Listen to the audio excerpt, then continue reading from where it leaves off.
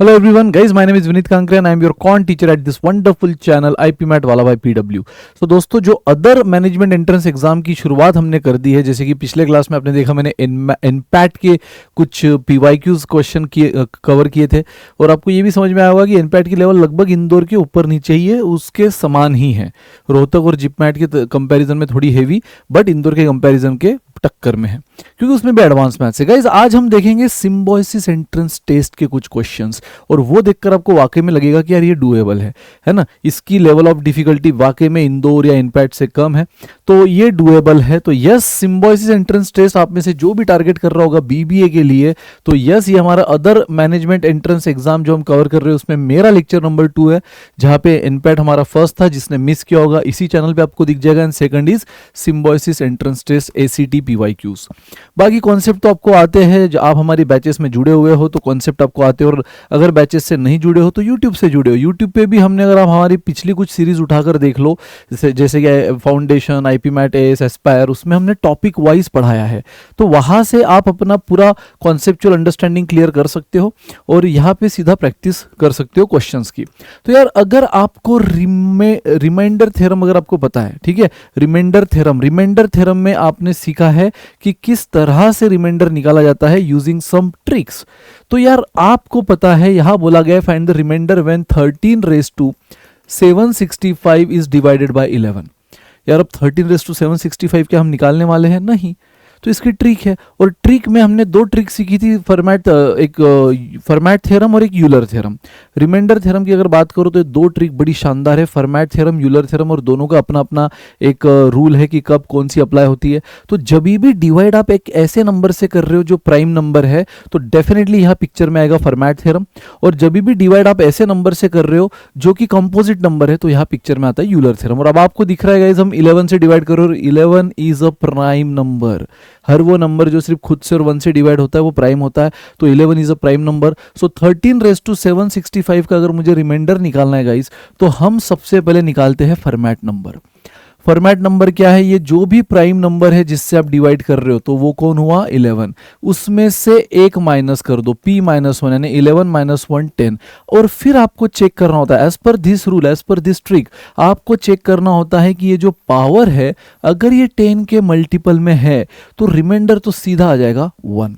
Guys, फर्ज करो अगर ये 13 रेज़ टू 330 होती, डिवाइडेड बाय 11 होता, सेम उसी तरह हम डिवाइड किससे कर रहे हैं? प्राइम नंबर से. तो प्राइम नंबर क्या है? 11. और फॉर्मेट नंबर कैसे निकाला जाता है? p-1 यानी 11 - 1 10. और अगर ये 10 के मल्टीपल में, मैंने क्या कहा, अगर ये पावर 10 के मल्टीपल में है, क्या बेस है हमें मतलब नहीं है फिलहाल. अगर पावर ये फॉर्मेट नंबर के यानी 10 के मल्टीपल में, तो रिमाइंडर 1 आ जाएगा. ये इसका सिंपल सा रूल है. सर ठीक है, अगर 10 के मल्टीपल में तो 1 आ जाएगा, लेकिन क्या करें जब 10 के मल्टीपल में नहीं है? जैसे कि यहाँ पे 13 रेज़ टू 765 नहीं है, तो मैं बोलता हूं ऐसे केस में आपको उसको तोड़ना पड़ेगा. मतलब आप 13 रेज़ टू 765 को ही ऐसे लिख सकते हो ना, 760 और 13 रेज़ टू 5, यानी वो पावर गाइज जो कि 10 के मल्टीपल में, वो ऐसी मैक्सिमम पावर को अलग कर दो, मैक्सिमम पावर बट इससे डेफिनेटली छोटी. तो 765 के जस्ट क्लोज, उससे छोटी बट उससे जस्ट क्लोज कौन सी वो पावर है? जो फॉर्मेट नंबर यानी कि 10 के मल्टीपल में 760. लेकिन at the same time original question की वैल्यू बदलनी नहीं चाहिए. तो ओरिजिनल क्वेश्चन की वैल्यू 765 है, बट आपने यहाँ पे 760 लिया, तो बची हुई 5 पावर को आप कैसे दोगे? मल्टीप्लीकेशन में विद द सेम बेस. क्योंकि यार आपने इंडाइसेस का, आपने एक्सपोनेंट का रूल सीखा ही है ना, a⁻m इंटू a⁻n को हम a⁻m+n लिख सकते हैं, और ज़रूरत पड़ने पर हम इसके जगह ये भी लिख सकते हैं. मैंने वही किया है. सेम बेस 13 को मैंने दो सेम बेस में स्प्लिट किया, 13 13. बस जो पूरी पावर 765 थी, एक जगह 760 दे दी, एक जगह 5 दे दी. आप अगर फिर से ये वाला फॉर्मूला अप्लाई करो, तो कॉमन बेस 13 लेके मैं दोनों पावर को ऐड करूंगा एज पर दिस रूल, तो हमें 765 ही मिलेगा, यानी ओरिजिनल आंसर कहीं पर भी नहीं बदला. ठीक है, डिवाइडेड बाय 11. गाइस, अब आपको तो पता है रिमाइंडर थ्योरम आपने अगर सीखा है तो आपने समझा होगा कि हम इस 11 से इसको सेपरेटली डिवाइड करके रिमाइंडर निकालेंगे और इसको सेपरेटली डिवाइड करके रिमाइंडर निकालेंगे. और ये डिवाइड करना तो महज औपचारिकता है, क्योंकि मैंने अभी आपसे कहा कि जब भी आप किसी प्राइम नंबर से डिवाइड कर रहे हो तो फॉर्मेट थ्योरम यूज करते हो। फॉर्मेट थ्योरम यानी p-1 यानी 11 - 1 10, अगर 10 के मल्टीपल में ये पावर है गाइस, यस 760 10 के मल्टीपल में है, तो 10 के मल्टीपल में अगर ये पावर है तो ये आंसर तो 1 बन जाएगा। यानी इस पूरे नंबर को जब 11 से डिवाइड करोगे तो गाइस आंसर आपका 1 आएगा रिमाइंडर का। हमें सिर्फ मतलब है रिमाइंडर से, ठीक है। बचा क्या 13। अब 13 कितनी बार है, 5 बार है यार। 13⁵ तो हम टैकल कर सकते हैं ना आराम से, डिवाइडेड बाय 11। अब ये इंटू 1 नहीं भी लिखा तो चलेगा, मैंने कहा ना ये फॉर्मेलिटी हो गई है। मेजॉरिटी ऑफ पावर आपने इधर कवर कर ली है। अब 13⁵765 टाइम्स तो नहीं लिखने वाले थे, इसलिए आपने क्या किया, फॉर्मेट थ्योरम यूज किया। वो मैक्सिमम पावर जो हमें 1 रिमाइंडर देने वाली वो अलग किया, बाकी एक्स्ट्रा पावर को अलग किया। फॉर्मेट अब रिमाइंडर थ्योरम में आप इसका अलग से रिमाइंडर निकालते हो और इसका अलग से निकालोगे, तो ये तो 1 आया, तो इंटू 1 लिखो ना लिखो कोई फर्क नहीं पड़ेगा। अब गाइज फिर से इन सब को अगर मैं 11 से डिवाइड करूँ तो रिमाइंडर क्या आएगा, तो देखो हर 13 डिवाइड बाय 11 रिमाइंडर 2 आएगा।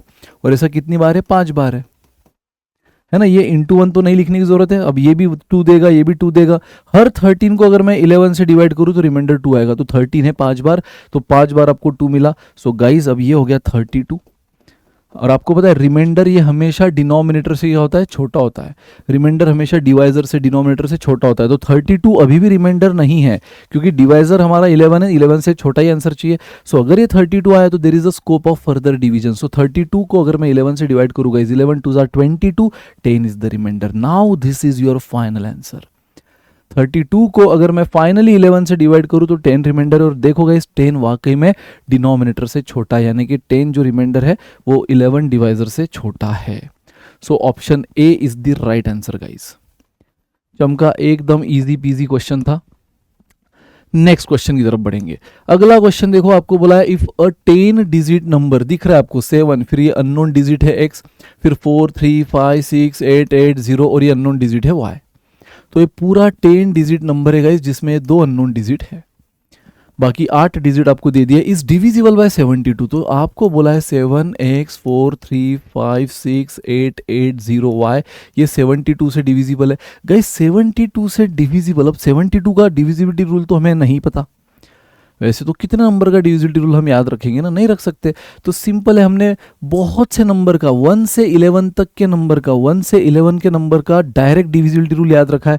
तो हम क्या करते हैं, अगर उससे अलावा नंबर आ जाए, उससे एक्स्ट्रा नंबर आ जाए, तो हम सीधा उन नंबर को तोड़ते हैं उन नंबर के फॉर्म में जिसका डिविजिबिलिटी रूल हमें आता है। जैसे 72 को मैं ऐसे लिख सकता हूँ, 72 can be written as 9 into 8। Yes, देखो कहीं पर भी वैल्यू बदली नहीं।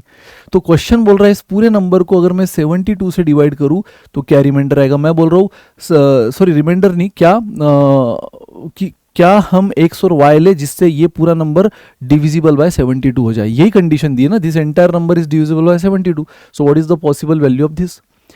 अब जिसकी भी पॉसिबल वैल्यू पूछी वो x y x square y square के फॉर्म में है, तो हमें उसके लिए x और y निकालना है। अब ये नंबर अगर 72 से डिविजिबल क्वेश्चन बोल रहा है, तो 72 मतलब ही मैंने क्या बोला आपको, 9 और 8, यानी ये नंबर 9 से भी डिविजिबल है एंड 8 से भी डिविजिबल है। जब 9 से भी होगा एंड 8 से भी होगा तभी जाके ये 72 से। ऐसा नहीं कि 9 से हो रहा है 8 से नहीं चलेगा, या 8 से हो रहा है 9 से नहीं चलेगा, नहीं चलेगा।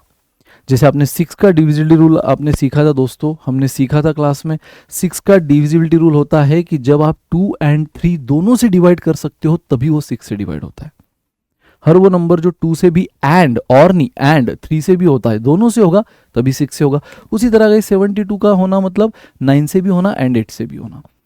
तो मुझे बताओ यार, 8 का डिविजिबिलिटी रूल तो बड़ा आसान है। 8 का डिविजिबिलिटी रूल बोलता है आखिरी 3 डिजिट अगर 8 से डिवाइड होते हैं तो पूरा नंबर 8 से डिवाइड होता है।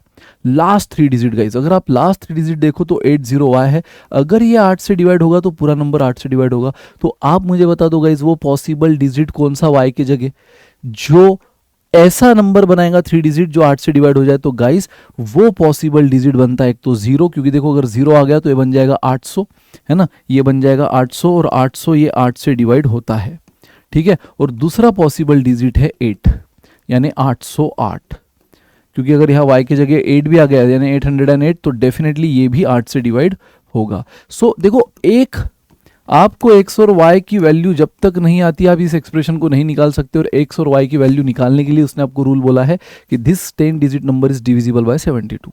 और मैंने कहा 72 से डिवाइड हो रहा है, मतलब वो 72 के जो ये फैक्टर से 9 और 8 उनसे भी होगा। जैसे कि 6 से अगर हो रहा है तो 2 and 3 दोनों से होगा। तो सेम उसी तरह अब 8 से होना है, यानी हमने सीखा है कि आखिरी 3 डिजिट से जो बनने वाला नंबर होता है ना, वो अगर 8 से डिवाइड होता है तो पूरा नंबर 8 से डिवाइड होता है। तो देखो आखिरी 3 डिजिट 80y, उसको अगर मैं 8 से डिवाइड कर लूँ तो हो रहा है, ये तभी होगा जब y एक तो 0 हो जाए यानी 800, या y 8 हो जाए यानी 808। तो देखो y की हमें दो पॉसिबल वैल्यू मिल गई 0 and 8। y की हमें दो पॉसिबल वैल्यू मिल गई 0 and 8। सो देखो अब ये तो हुआ 8 की बात, बराबर। अब हम बात करेंगे 9 की।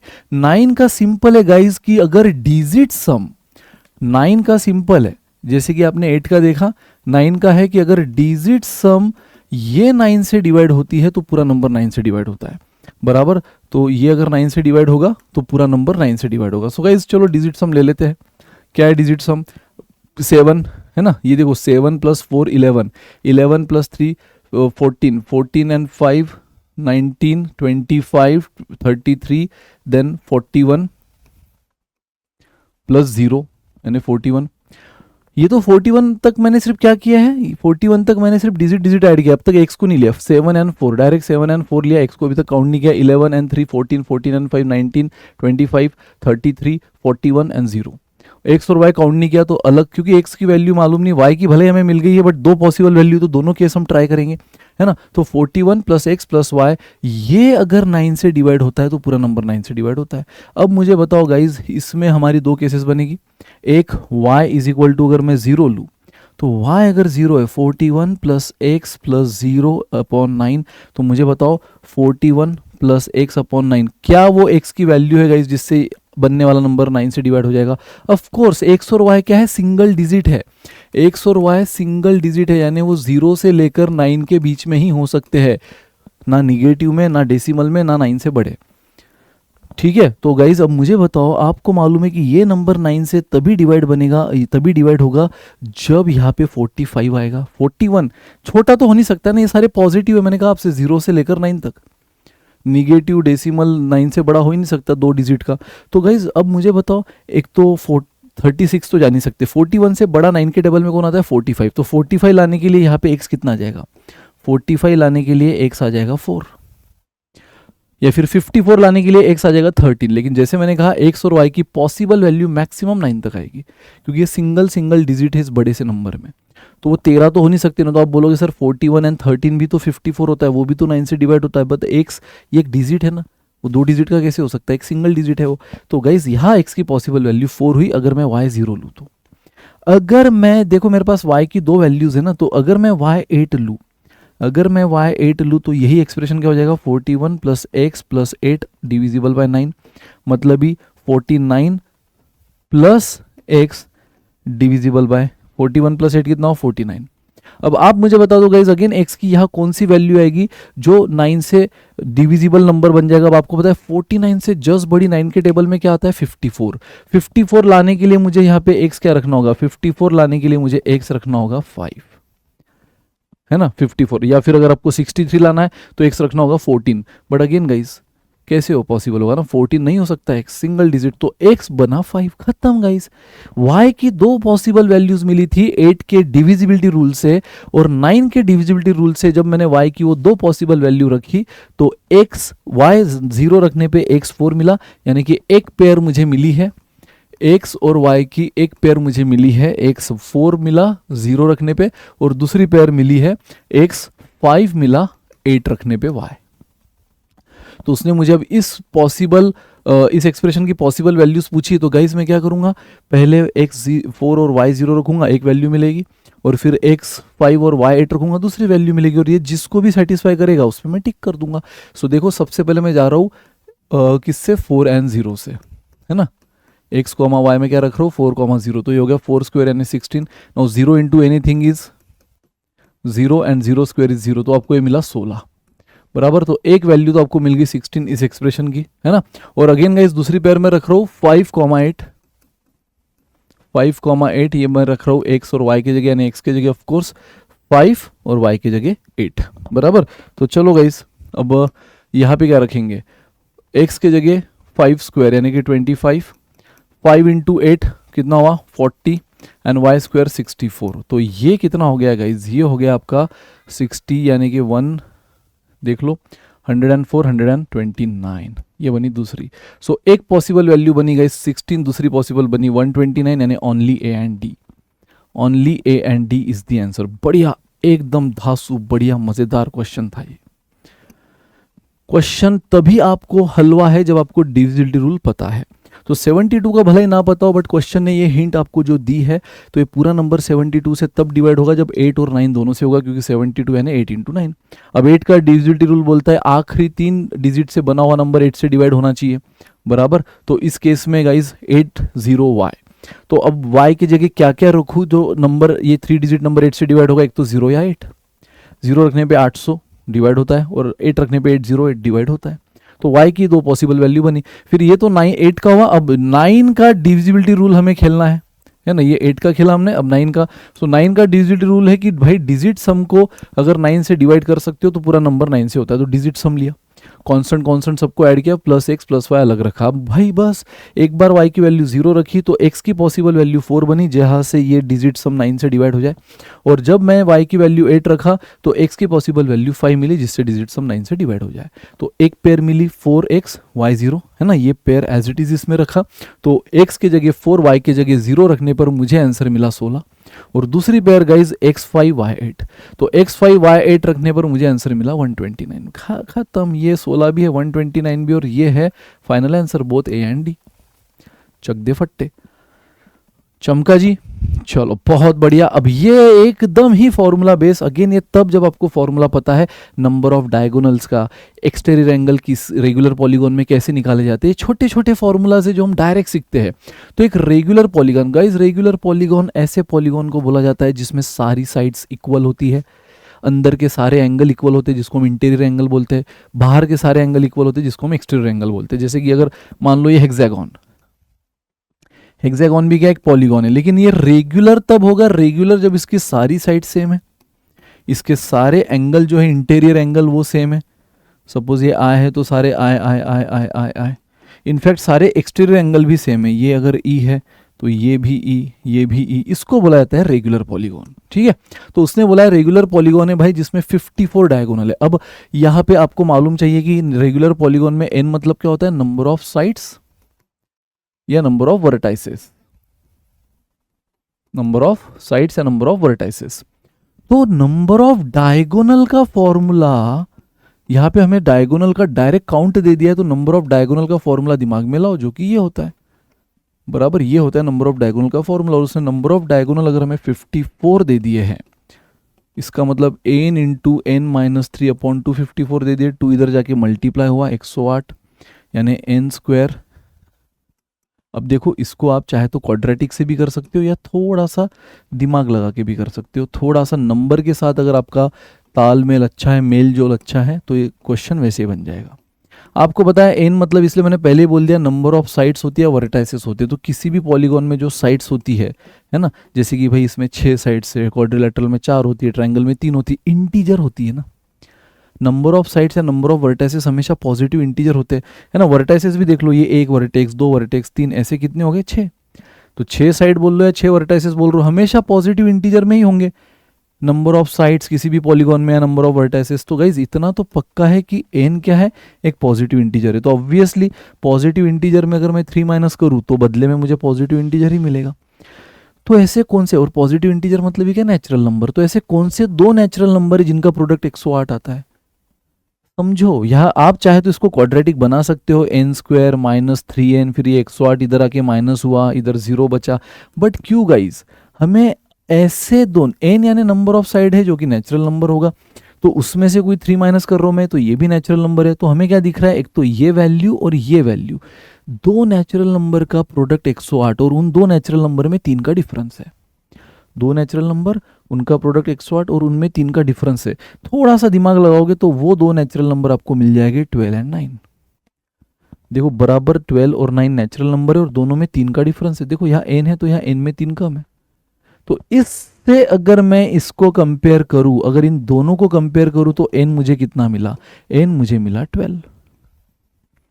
अगर इन दोनों को मैं कंपेयर करूँ, देखो 108 तो RHS तो मैच हुआ, LHS में n के जगह 12 आया और n-3 9, अगर n-3 को मैं 9 भी लूँ तो n देखो -3 उधर जाके 12 ही मिलेगा ना, तो n मुझे 12 मिल गया गाइज। n का 12 मिलना जरूरी था, n का मिलना जरूरी था, क्योंकि उसने आपको पूछा है then what is the measure of each exterior angle. तो किसी भी पॉलीगॉन में ईच एक्सटीरियर एंगल निकालने का फॉर्मूला होता है 360/n। किसी भी गाइस, किसी भी हेक्सागन हो, पेंटागन हो, क्वाड्रिलेटरल हो, कोई भी हो, सेप्टागन, ऑक्टागन, अगर ईच एक्सटीरियर एंगल निकालना है ना आपको, जैसे मैंने अभी बताया भी था आपको, एक्सटीरियर एंगल मतलब क्या, बाहर का, जैसे कि ये हुआ वो, ये हुआ वो, रेगुलर में तो सारे सेम होते हैं और वो निकालने का फॉर्मूला होता है 360/n, और इसलिए ये n निकालना जरूरी था, और n निकालने के लिए उसने मुझे नंबर ऑफ डायगोनल का हिंट दे दिया था। नंबर ऑफ डायगोनल का काउंट 54, उसका फॉर्मूला ये होता है, बस फॉर्मूला से n मिला और n की वैल्यू यहां रखो, ईच एक्सटीरियर एंगल मिल गया 360/12, आंसर इज 30। आंसर कितना मिला? 30। मैंने कहा था बड़ा इजी है, फॉर्मूला बेस्ड है। इनफैक्ट आप ये देख लो, सबसे पहला क्वेश्चन जो हमने लिया फर्मैट थ्योरम, वो भी पूरा फॉर्मूला था, यहाँ पे पूरा फॉर्मूला, पिछला क्वेश्चन पूरा फॉर्मूला है, फॉर्मूला मतलब रूल है डिविजिबिलिटी का। तो सेट है बड़ी इजी यार, बस उसमें आपका ये बेसिक जो चीजें हैं ना वो क्लियर होना जरूरी है। अब देखो ये दिस इज नाउ हल्वेश्वर क्वेश्चन, एकदम इजी क्वेश्चन है यार। Sony has 3 types of coin having denomination, बस 3 कैटेगरी के कॉइन है, कुछ कॉइन 20 पैसे के हैं, कुछ कॉइन 10 पैसे के हैं, कुछ कॉइन 5 पैसे के हैं। अब एग्जैक्टली कितने हैं वो नहीं पता, बट जितने भी है उन सारे काउंट का, उन सारे क्वांटिटी का नंबर हमें पता है 1:2:3। तो रेशियो में हमने सीखा यार, ऐसे केस में जो ये नंबर है इनका, number of coins, 3 he type के कॉइन्स है उसके पास, 20 पैसा, 10 पैसा, 5 पैसा, और वो इस रेशो में। तो हम क्या करते हैं, सिंपली हम इसको एक कॉमन मल्टीपल x चिपका देते हैं, 1x, 2x, 3x। मतलब मेरे पास 20 पैसे के 1x कॉइन है, 10 पैसे के 2x एंड 5 पैसे के 3x कॉइन है। अब सबसे शानदार हिंट यहाँ दे दिया, ऐसे क्वेश्चन हमने कितनी बार किए, टोटल, और ये PYQ ये सेट में आ चुका है। टोटल अमाउंट सोनी के पास है ₹33, और आपको ये भी मालूम है कि यार ये अगर पैसे में है, पैसे में है, पैसे में, तो वो रुपीज़ में नहीं चलेगा, उसको भी पैसे में ले लो। रुपीज़ को पैसे में करना यानी इंटू 100 होता है, बच्चा जानता है। तो ये 3300 पैसा बना। तो टोटल अमाउंट जो 3300 पैसा हमें हिंट दी, आपको पता है कि ये अमाउंट में कुछ कंट्रीब्यूशन 20 पैसे को इनका होगा, है ना, कुछ कंट्रीब्यूशन जो है वो 20 पैसे की वजह से होगा, कुछ कंट्रीब्यूशन जो है वो 10 पैसे की वजह से होगा, कुछ कंट्रीब्यूशन जो है अमाउंट का वो 5 पैसे की वजह से होगा, तब जाके 3300 बने हैं, तब जाके 3300 पैसा हुआ है।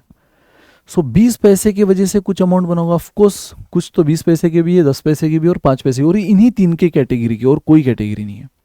और गाइज आपको पता है कि ये जो अमाउंट है 20 पैसे कैटेगरी का सेपरेटली कैसे निकाला जाएगा, तो एक कॉइन 20 पैसे का, ऐसे मेरे पास 1x कॉइन, ऐसे निकालते हो ना।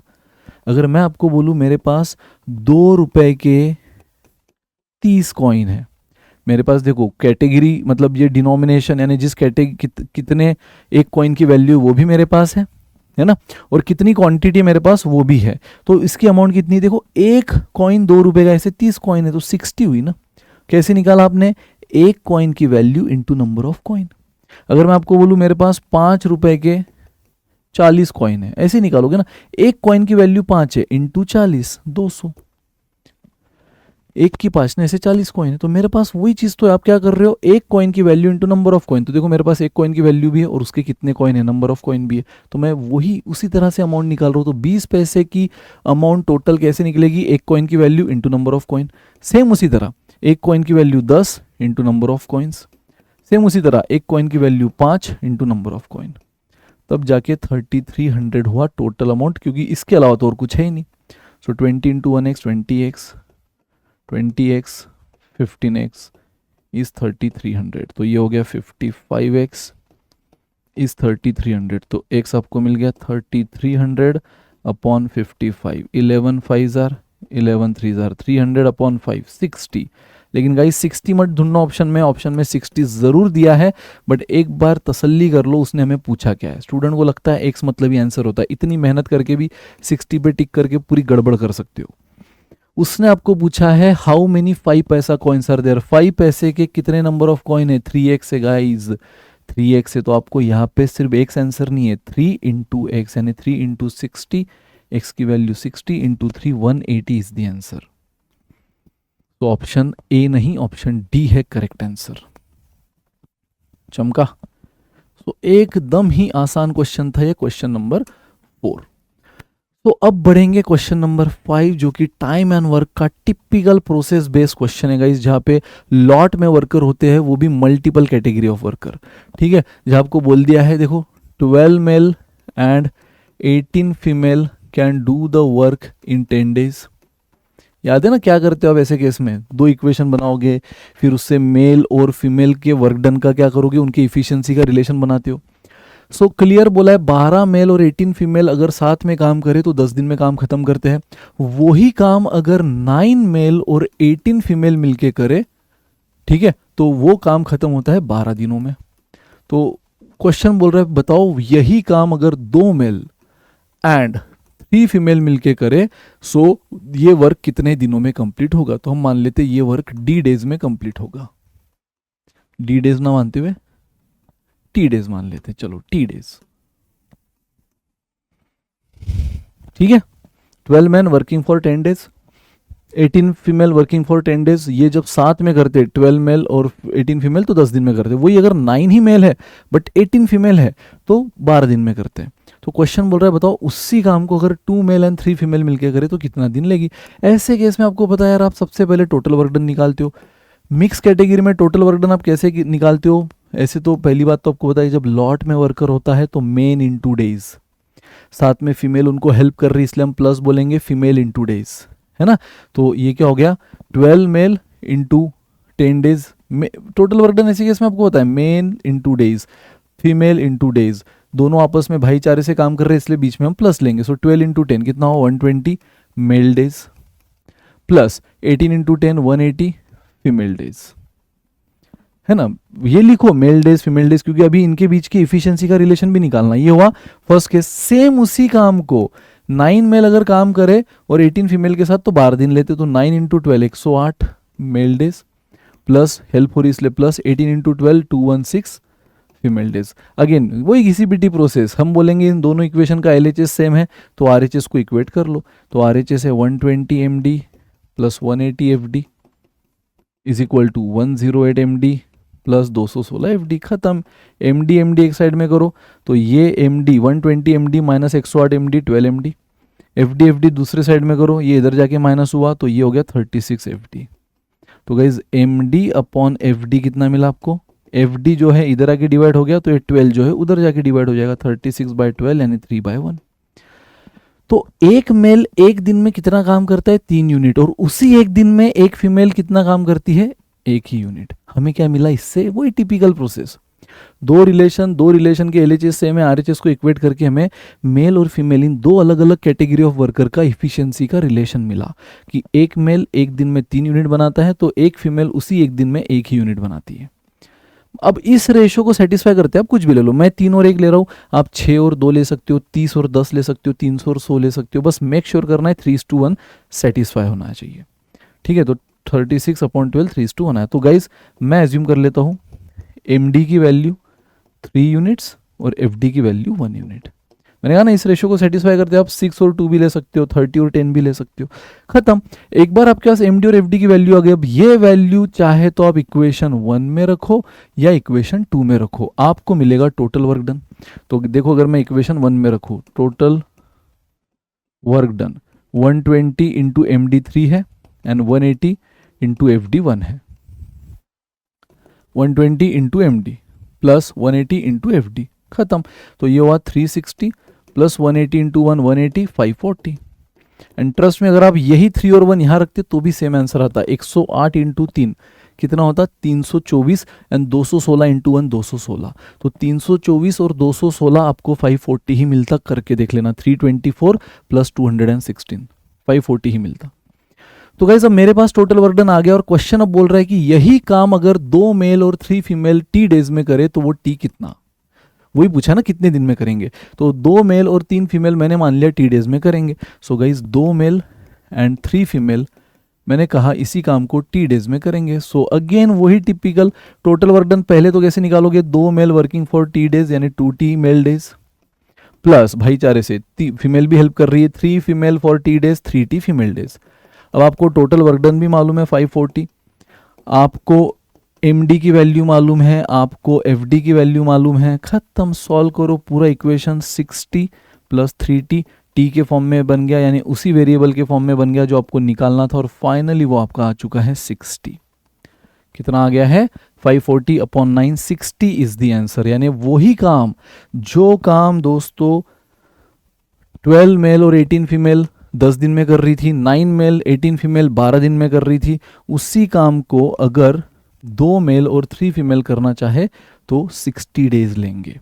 खत्म है। और ये टिपिकल प्रोसेस है, हमने कितनी बार किया है, आपको यूट्यूब पे भी दिख जाएंगे। हमने क्लास में तो ऑफकोर्स बेसिक से स्क्रैच से स्ट्रक्चराइज में करते ही है, ठीक है। सो इस तरह से इक्वेट करके एमडी एफडी की यानी दोनों कैटेगरी का रिलेशन बनाओ, वो किसी भी इक्वेशन में रखो, टोटल वर्क डन मिलेगा, और आखिरी में जो कंडीशन दी उस पर वो सारी वैल्यूज यूज करो, टोटल वर्क डन की, एमडी की, एफडी की, और जो अननोन है वो निकाल लो। दैट्स इट, ठीक है। सो चलो बढ़ते हैं अगली क्वेश्चन की ओर।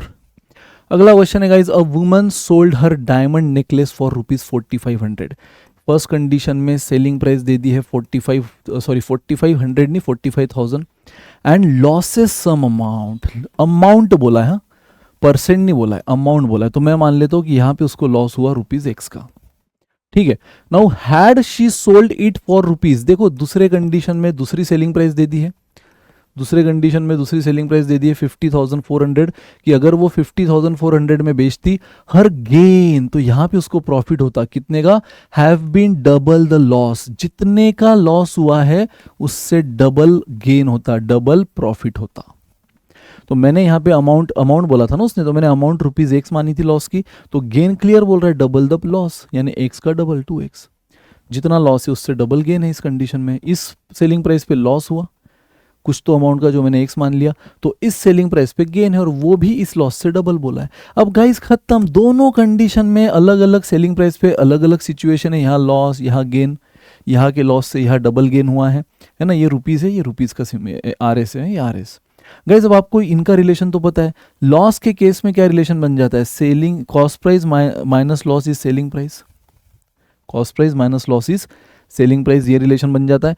तो मैं इसी को ऐसे लिख सकता हूँ, CP is equal to SP plus loss, है ना, माइनस को बस उधर ले लिया, प्लस हो गया, क्या ही तो है, ठीक है। अगेन गाइज आपको ये भी पता है SP is equal to CP plus profit, अरे यहाँ पे हमने पहले CP लिखा है ना, CP माइनस लॉस, SP को RHS में लिखा है, तो यहाँ पे भी वही करते हैं, SP को RHS में लिखते हैं। लॉस के केस में आपको मालूम है CP में हमेशा लॉस माइनस करके SP मिलता है, और प्रॉफिट के केस में भी आपको मालूम है CP में प्रॉफिट को ऐड करके SP मिलता है, यूनिवर्सली एक्सेप्टेड है ये दो relation, CP minus loss is SP and CP plus profit is SP। Guys again यहाँ पे अगर मुझे CP निकालना है तो प्रॉफिट उधर जाके माइनस हो गया। अब देख लो यार, अगर यहाँ पे मुझे बताओ CP क्या आया, यहाँ की ये लॉस वाली सिचुएशन है, तो लॉस वाली सिचुएशन कौन सी, फर्स्ट, और ये प्रॉफिट वाली सिचुएशन सेकंड। तो फर्स्ट सिचुएशन में लॉस हुआ है तो वहाँ सेलिंग प्राइस 45,000 थी और लॉस हमने X लिया है। अब यहाँ देखो सेकंड सिचुएशन में जहाँ प्रॉफिट हुआ है CP 50,400 थी और प्रॉफिट 2X है। देखो बात तो सेम आइटम की हो रही है दोनों सिचुएशन में, सेम आर्टिकल की हो रही है, सेम मटेरियल की हो रही है, तो दोनों का अगर CP सेम है यानी LHS सेम है, तो अगेन मैं दोनों के RHS को इक्वेट कर सकता हूँ। तो यहाँ का RHS है 45,000, CP सेम है इसलिए मैंने SP यानी RHS LHS सेम है, तो सेम आर्टिकल की बात हो रही है, तो जैसे मैंने कहा जो कॉस्ट प्राइस यहाँ आर्टिकल की रही होगी वही कॉस्ट प्राइस यहाँ रही होगी, क्योंकि कॉस्ट प्राइस तो सेम है। सेलिंग प्राइस भले मैं अलग अलग रख सकता हूँ कि चलो यार आज मन कर रहा है इतने में बेच दूँ, कल मन कर रहा है सीजन का टाइम है इतने में बेच दूँ, सेलिंग प्राइस बदल सकता हूँ, बट कॉस्ट प्राइस तो वही है जो मैं लेकर आया था जिससे भी।